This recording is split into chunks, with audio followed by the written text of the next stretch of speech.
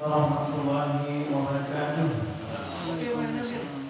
Alhamdulillahirabbil alamin wa bihi nasta'in ala umuri dunya waddin. Wassalatu wassalamu ala sayyidina Muhammadin wa ala alihi wa sahbihi ajma'in. Rabbi shrah li sadri wa yassir li amri wahlul 'uqdatam min lisani yafqahu qawli. Para ulama, para guru, bapak-bapak dan saudara-saudara sekalian yang berbahagia, pertama-tama marilah kita panjatkan puji syukur kehadirat Allah Subhanahu wa taala yang mana pada kesempatan hari ini Allah Subhanahu memberikan nikmat kepada kita, khususnya nikmat iman, nikmat Islam serta nikmat sehat walafiat, sehingga kita dapat melakukan aktivitas kita sebagaimana biasa pada hari-hari yang lain, dan termasuk pada hari ini kita mengerjakan fardu subuh, sholat subuh secara berjamaah dan dilanjutkan dengan membaca kitab Fadilah Amal. Selawat dan salam juga kita sampaikan kepada baginda Nabi besar Nabi Muhammad SAW beserta keluarga dan para sahabat serta para pengikut setianya hingga akhir zaman, dan mudah-mudahan kita termasuk orang-orang yang ada di dalamnya. Amin amin ya rabbal alamin. Pada kesempatan ini kami akan membacakan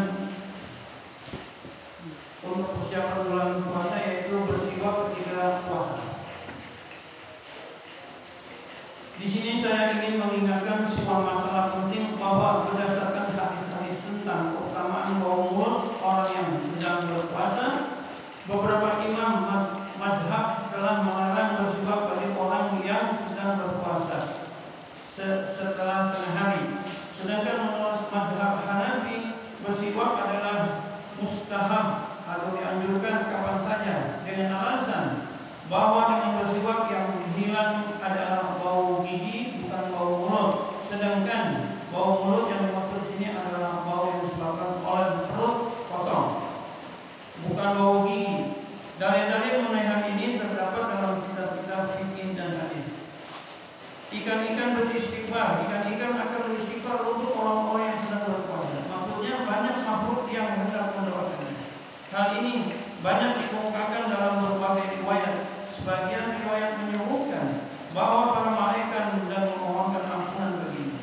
Paman saya Syekh Muhammad Ilyas rahimahullah berkata, memang benar bahwa ikan-ikan akan mendoakannya karena Allah Subhanahu wa taala telah berfirman, innal ladzina amanu wa amilus shalihati sayaj'alu lahumur rahmanu wudda. Sesungguhnya orang-orang yang beriman dan beramal saleh, niscaya yang Maha Rahman akan menjadikannya orang yang dicintai di dunia. Quran surat Maryam ayat yang ke-96. Sebuah hadis menyebutkan jika Allah Subhanahu wa taala mencintai seorang hambanya, maka ia akan berfirman kepada malaikat Jibril alaihissalam, aku mencintai orang itu, hendaknya kamu juga mencintainya. Lalu malaikat Jibril alaihissalam mencintai orang itu mengumumkan kepada penduduk langit, Allah Subhanahu wa taala mencintai orang itu, hendaknya kalian juga mencintainya. Maka semua penduduk langit akan mencintainya. Kemudian kecintaan kepada orang itu akan menyebar ke seluruh bumi. Padahal biasanya cinta itu hanya dimiliki oleh orang-orang yang ada di dekatnya. Tetapi cinta ini akan menyebar ke mana-mana. Makhluk yang akan mencintainya bukan hanya yang tinggal di dekatnya, bahkan binatang-binatang yang ada di sungai pun akan mencintainya dan mendoakannya. Perasaan cinta kepadanya sudah melebihi batas daratan menerus ke dalam lautan.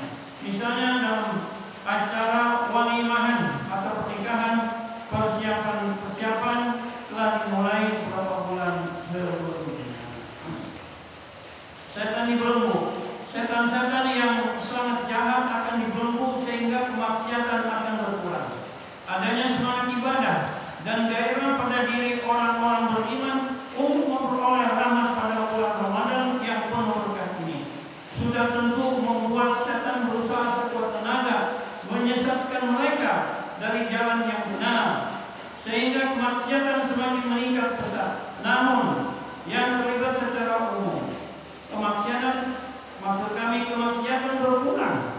Beberapa banyak para pemabuk yang karena keistimewaan di bulan Ramadan tidak minum khamar. Berapa banyak kemaksiatan yang biasa dilakukan secara terang-terangan telah berkurang karena Ramadan.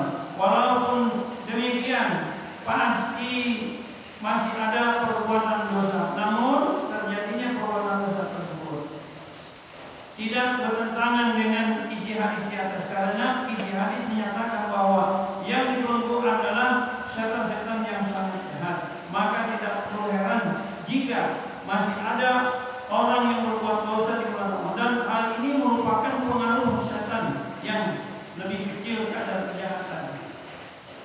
Riwayat yang lain menyatakan bahwa pembelengguan setan ini secara menyeluruh tanpa pembatasan pada setan-setan yang jahat. Sedangkan di dalam riwayat di atas ada pembatasan hanya bagi setan yang sangat jahat saja. Riwayat yang tanpa pembatasan ini tidak bertentangan dengan riwayat yang ada. Karena riwayat yang ada pembatasan dianggap sebagai penjelasan bagi riwayat yang tanpa pembatasan, maka ini bukan suatu pertentangan dalam dua riwayat tersebut. Akan tetapi jika yang dimaksud seluruh setan dibelenggu, maka kemaksiatan yang terjadi pada bulan Ramadan bukanlah sesuatu yang aneh, karena meskipun kemaksiatan itu secara umum terjadi karena godaan setan, tetapi pengaruh bercampurnya racun setan dengan hawa nafsu manusia selama setahun di Ramadan menyebabkan bersatunya racun serta dengan hawa nafsu manusia, sehingga tidak ada setan yang dalam waktu yang singkat itu tidak terasa perbedaannya. Demikianlah maksiat itu selalu dilakukan, sehingga menjadi tabiat pada dirinya. Orang yang terbiasa hidup dengan hawa nafsunya di luar Ramadan, berpengaruh hawa nafsunya akan terus lanjut di bulan Ramadan. Sebuah hadis menguatkan hal ini, yaitu sabda baginda Nabi SAW, apabila seseorang berbuat suatu dosa, sebuah titik hitam akan melekat di dalam hatinya. Jika bertaubat dengan sungguh-sungguh, titik hitam itu akan terhapus. Jika bertaubat, titik hitam itu akan maksud kami jika bertaubat, titik hitam itu tadi akan tetap melekat. Apabila dia berbuat dosa lagi, maka titik hitam lain akan muncul dalam seterusnya, sehingga hatinya menjadi hitam pula, dan tidak ada suatu kebaikan pun yang dapat menembus hatinya. Oleh hal ini Allah Subhanahu wa taala berfirman, "Kalla bal rana qulubihim ma kanu yakfurun." Sekali-kali tidak demikian, tetapi hati mereka telah berkarat sebab perbuatan mereka. Quran surat Al-Mutaffifin ayat 14. Dalam keadaan seperti ini, dengan sendirinya hati itu akan cenderung pada perbuatan maksiat. Kebiasaan buruk sangat mempengaruhi seseorang. Maka ada sebagian orang yang tidak peduli terhadap dosa tertentu ia akan lakukan. Tetapi jika ia disuruh melakukan satu dosa yang lain, hatinya menolak. Misalnya, jika orang-orang yang biasa minum khamar disuruh memakan daging babi yang dia tidak biasa, mereka menolak. Padahal keduanya adalah perbuatan dosa. Apabila perbuatan dosa dilakukan terus-menerus di luar Ramadan, maka hati akan menyatu dengan dosa-dosa itu, sehingga di dalam bulan Ramadan pun dosa-dosa tersebut tetap dilakukan meskipun tanpa digoda oleh setan. Jika yang dimaksud adalah seluruh setan dirantai pada bulan Ramadan, maka timbulnya perbuatan dosa di bulan Ramadan dapat dipahami. Sedangkan jika dimaksud hanya setan-setan yang sangat jahat yang dirantai, timbulnya perbuatan dosa itu di bulan Ramadan pun dapat dipahami. Hamba yang lemah ini berpendapat bahwa penjelasan seperti itulah yang lebih tepat. Semua orang dapat merasakan dan membuktikan bahwa untuk berbuat baik atau menghindari perbuatan maksiat pada bulan Ramadan tidak sesulit di luar bulan Ramadan.